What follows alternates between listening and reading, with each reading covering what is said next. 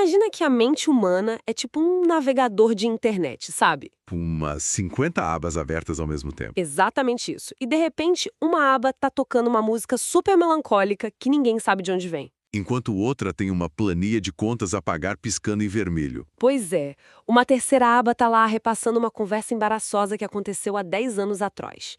E o detalhe mais crucial de todos... O mouse travou completamente. Sim, o mouse travou. Você não consegue fechar nenhuma delas. E, bom, geralmente quando a gente olha para esse cenário caótico interno, o diagnóstico imediato é de que tem algo profundamente errado com a gente, né? Com certeza. A gente cresce acreditando que a vida interior ideal deveria ser tipo uma tela em branco. Ou um lago perfeitamente plácido, sem ondas, sem vento nenhum. Apenas uma quietude absoluta. O que acaba gerando uma frustração enorme para quem nos escuta. Porque essa calmaria constante é uma grande ilusão. Total. E a psicologia contemporânea muitas vezes trata todo esse ruído como uma falha, sabe? Como um excesso de ansiedade que precisa ser medicado ou silenciado a qualquer custo. Mas o material da nossa análise profunda de hoje propõe uma inversão total dessa perspectiva. E essa é a premissa que a gente vai desempacotar neste mergulho. O nosso foco hoje é um texto filosófico e teológico fascinante, que se chama Multiplicidade, Fragmentação e Singularidade, Dinâmicas da Vida Mística. Um texto denso, mas muito revelador. Muito.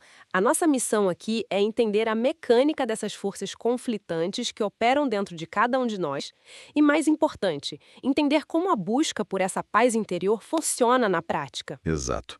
Sem cair naquele clichê barato de que a gente precisa simplesmente esvaziar a mente para ser feliz. Então, por onde a gente começa? Olha, o ponto de partida do documento é mapear a própria arquitetura da nossa existência. O texto argumenta que a interioridade humana não é e nunca foi desenhada para ser homogênea. Tipo, a nossa condição estrutural de fábrica é ser múltiplo. Isso mesmo.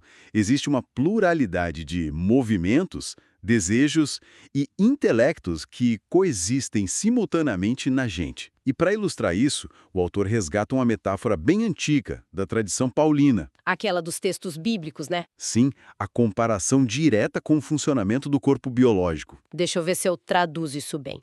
É como se o corpo não fosse só uma massa indistinta de carne. Ele tem olhos, mãos, pernas, pulmões. Perfeito.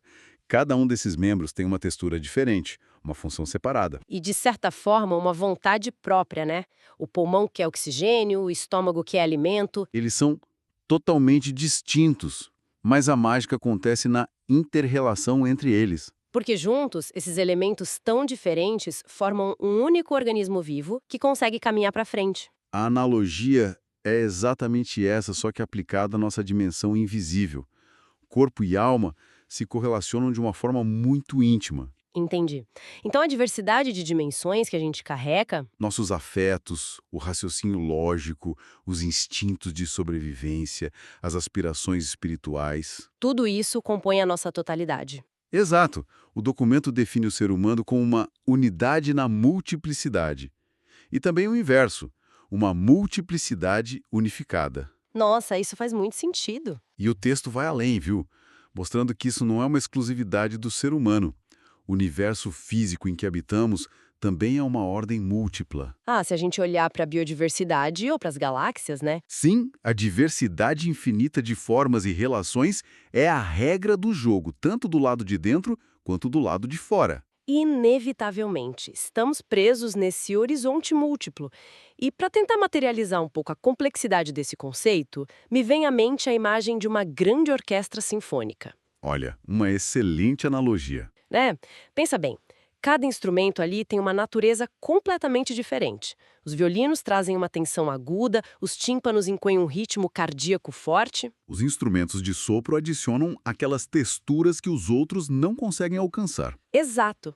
Então, nossos pensamentos lógicos, nossas emoções instáveis e impulsos físicos seriam esses instrumentos. Eles são múltiplos, separados e têm vozes próprias. Vozes que, na maioria das vezes, parecem brigar entre si dentro da nossa cabeça. Sim, mas quando tocam juntos sobre uma certa ordem, eles não formam apenas um barulho de trânsito, eles formam uma sinfonia.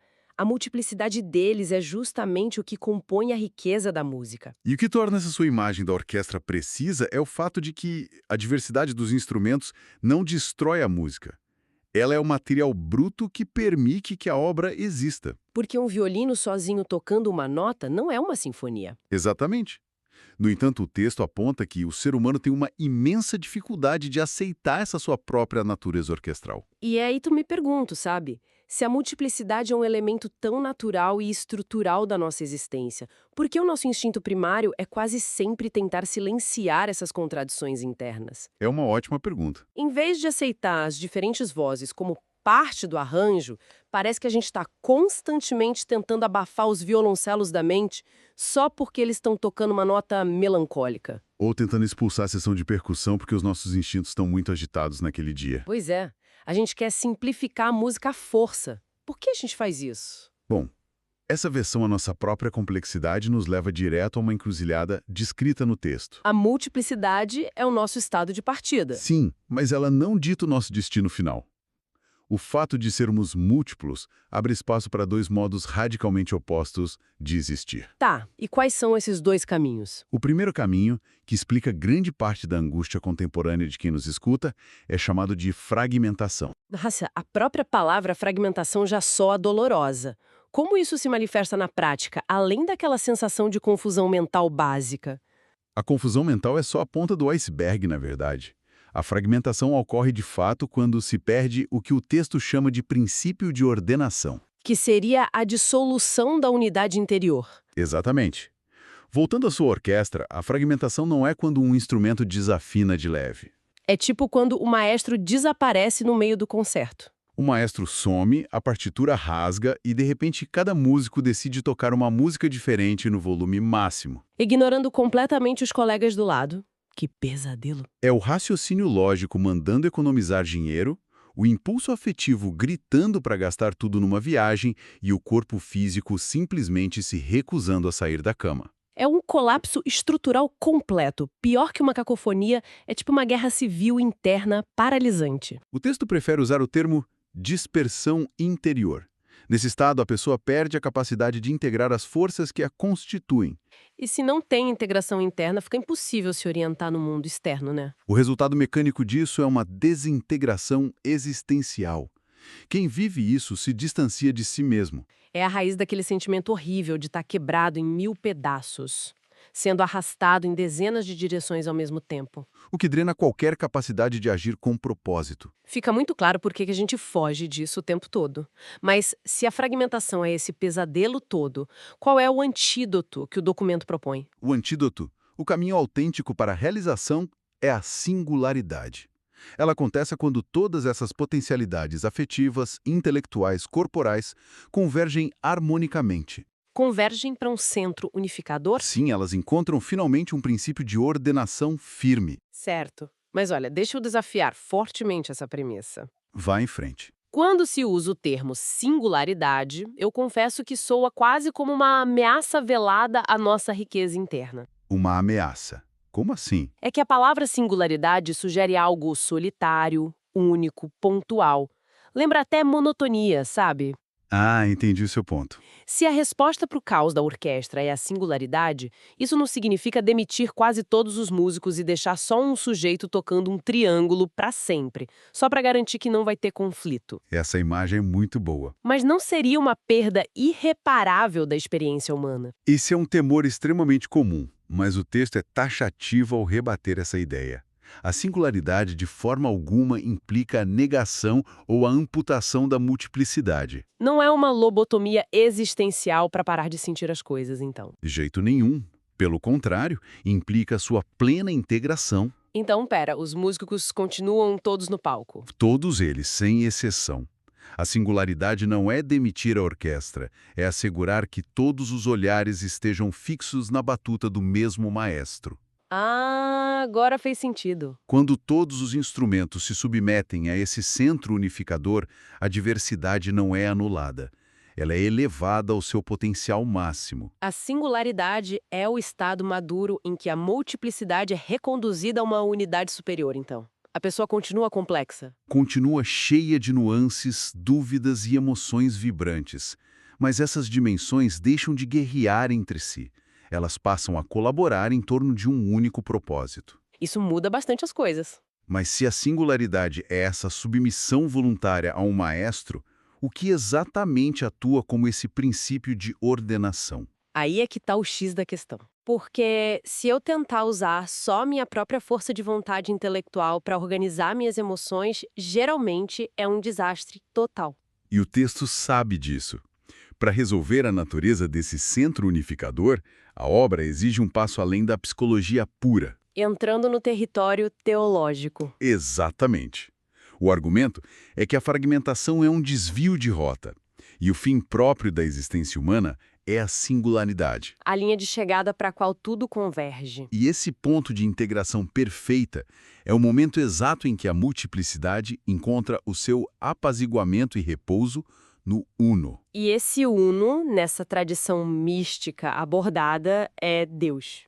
Sim, é Deus. Espera um pouco, a gente estava falando de psicologia, de arquitetura mental e, de repente, o texto dá esse salto metodológico gigantesco direto para a figura de Deus. O salto ocorre porque a premissa filosófica sustenta que nenhuma dimensão finita da multiplicidade tem força gravitacional suficiente para organizar todas as outras. Faz sentido. Se eu tentar fazer da minha carreira o meu maestro, Ou do seu intelecto, ou de um relacionamento amoroso, eventualmente a estrutura colapsa. porque essas coisas são tão limitadas e instáveis quanto a gente. Exato.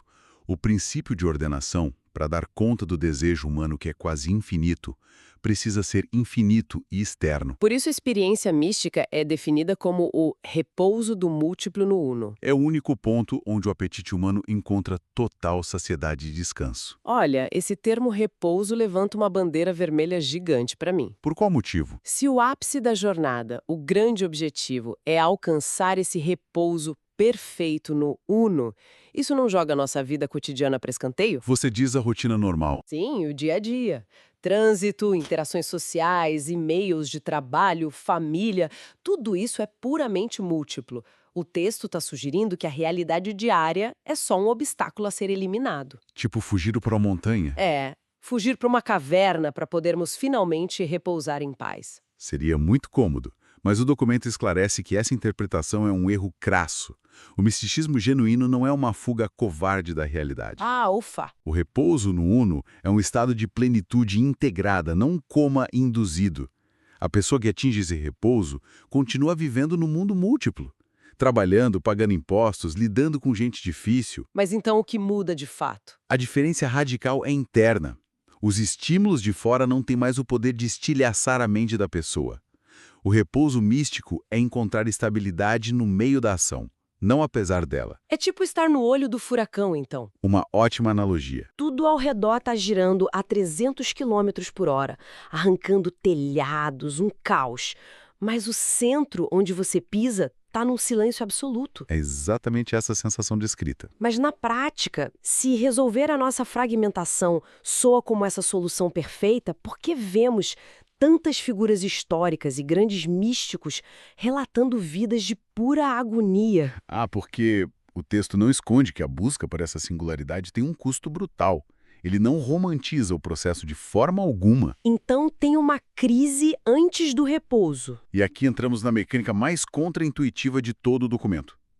Antes de atingir o repouso, o caminho é pavimentado por uma crise existencial profunda. À medida que a pessoa ganha consciência de que a multiplicidade não traz realização, Sim, uma consciência perturbadora de que o múltiplo é estruturalmente insuficiente. vamos colocar isso num cenário bem contemporâneo para testar a teoria. Pensa naquela pessoa insuportavelmente perfeita que todo mundo conhece das redes sociais. Ser bem o tipo. Ela acorda às 5 da manhã, tem uma carreira brilhante, faz trabalho voluntário, medita, come bem, família de comercial de margarina. Ela atingiu o que o texto chamaria de multiplicidade ordenada, certo? A orquestra afinadíssima. Perfeito. O texto está dizendo que até essa pessoa, com absolutamente tudo no lugar, vai sentir o peso dessa crise. Especialmente essa pessoa. E é aí que entra o exemplo de grandes místicos citados na fonte, como João da Cruz. O que acontece na mecânica interna dele? Figuras como ele desenvolvem uma insatisfação radical com absolutamente todas as coisas. E o detalhe aterrador é que essa rejeição não se aplica só aos vícios. O místico sofre porque percebe a insuficiência até dos bens materiais mais legítimos. Sim, e até mesmo dos bens espirituais mais sublimes. Espera, até as práticas espirituais entram na lista de rejeição? Por que isso? Porque, na visão mística, uma técnica de meditação maravilhosa ou uma emoção religiosa profunda continuam sendo coisas, continuam sendo parte da multiplicidade. Entendi. E o apetite humano, segundo o texto, é desenhado para devorar o infinito. Exato. Quando você oferece algo finito para a alma, por melhor que seja, cria-se um vazio mecânico. O místico, que já tem a bússola travada na direção do uno, sofre em dobro, então. Muito, porque ele rejeita violentamente as distrações baratas, mas percebe com clareza que a multiplicidade ordenada, a vida perfeita, também não serve. Nada na Terra serve, mas, nossa, isso só muito angustiante. É o que o texto chama de estado de desamparo. Propósito maior. Você entrega a carta de demissão, abre mão do salário. E aquele mundo antigo dos escritórios já não te serve de jeito nenhum. Você não cabe mais lá. Mas, ao mesmo tempo, seu novo projeto de vida ainda não decolou. Você não construiu um mundo novo ainda. Você fica suspenso num limbo absoluto, sem o conforto do passado e sem a segurança do futuro. É uma transposição muito fiel desse desamparo, né? Uma vulnerabilidade extrema. O místico abandonou o ponto onde estava seguro, mas ainda não cruzou a linha de chegada, ainda não atingiu o repouso no uno. E o que eu acho brilhante nessa fonte e que dá um nó na cabeça da nossa concepção moderna é como ela interpreta essa dor toda. A famosa noite escura da alma, relatada por João da Cruz. Exato. Se a gente vê alguém sofrendo assim hoje, a gente logo pensa que a pessoa precisa de terapia, de férias, ou que perdeu totalmente o controle da própria vida. Que o projeto espiritual dela faliu. Mas o documento afirma rigorosamente o oposto. Esse desamparo aterrorizante é a prova material de que a pessoa está progredindo no caminho certo. O sofrimento ali é a dor do crescimento na sua forma mais pura. É o sintoma vital de que a multiplicidade da pessoa está finalmente sendo esticada e purificada para se unir a algo maior. Caramba! E o texto alerta para um risco crucial aí, não é? Sim, quando a alma entra nesse deserto, tentar curar esse desamparo oferecendo mais elementos múltiplos é um erro desastroso. Não dá para curar essa noite escura oferecendo um novo hobby ou uma viagem. Nem uma técnica de relaxamento superficial. A sede daquela pessoa já transcendeu a água desse mundo. É uma mudança de paradigma colossal. Se trouxermos toda essa carga mística para a superfície da nossa vida moderna, o que essa fonte realmente faz é destituir o estigma do nosso desconforto existencial crônico. Sem dúvida alguma. Ela oferece uma dignidade inesperada à nossa turbulência diária. Exatamente. Para quem nos escuta e carrega a sensação frequente de estar disperso, confuso ou tem uma insatisfação secreta e teimosa, Mesmo quando o currículo e o extrato bancário dizem que a pessoa deveria estar pulando de alegria. isso, o texto entrega uma lente totalmente nova. Esse campo de batalha interior não é necessariamente um cérebro com defeito ou um fracasso pessoal irreparável. Pode ser apenas a própria dinâmica da multiplicidade humana procurando desesperadamente o seu princípio de ordenação. O caos é a nossa estrutura clamando pela singularidade. O que a gente rotula apressadamente como ingratidão perante a vida, ou só um estresse de adaptação, pode ser relido como o impulso mais profundo da natureza humana.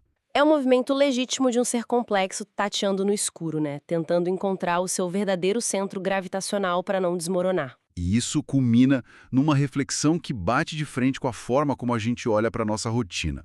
Especialmente se a gente pegar o conceito do desamparo dos místicos e colocar de frente para o espelho da nossa sociedade atual. Hoje a gente vive mergulhado numa cultura que é obcecada por curar qualquer incômodo adicionando coisas. A regra é sempre somar, nunca subtrair.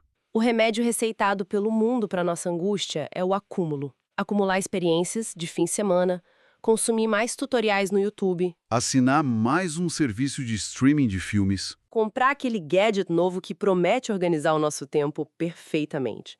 A crença cega de que se a gente só amontoar multiplicidade suficiente, a satisfação vai finalmente brotar. Mas a provocação central que fica dessa nossa análise profunda de hoje é justamente o inverso. E se esse vazio persistente que a gente sente não for falta de coisas? E se essa insatisfação irritante for, na verdade, uma versão diluída e muito moderna daquele mesmo desamparo místico? Talvez a gente não seja um amontoado de máquinas precisando de mais dados e atualizações. Talvez a gente seja só organismos exaustos, clamando silenciosamente por esse repouso no Uno. É uma reflexão muito forte para se fazer. Muito.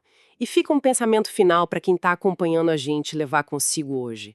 Da próxima vez que surgir aquele microtédio de 2 segundos na fila do supermercado, Bolso para sacar o celular e abrir uma rede social. exatamente aí. Será que o seu objetivo ali é só ganhar uma dose rápida de dopamina? Ou será que o instinto de ligar mais uma tela é, no fundo, o medo aterrorizante de encarar o único silêncio que poderia finalmente forçar a sua orquestra a olhar para o maestro?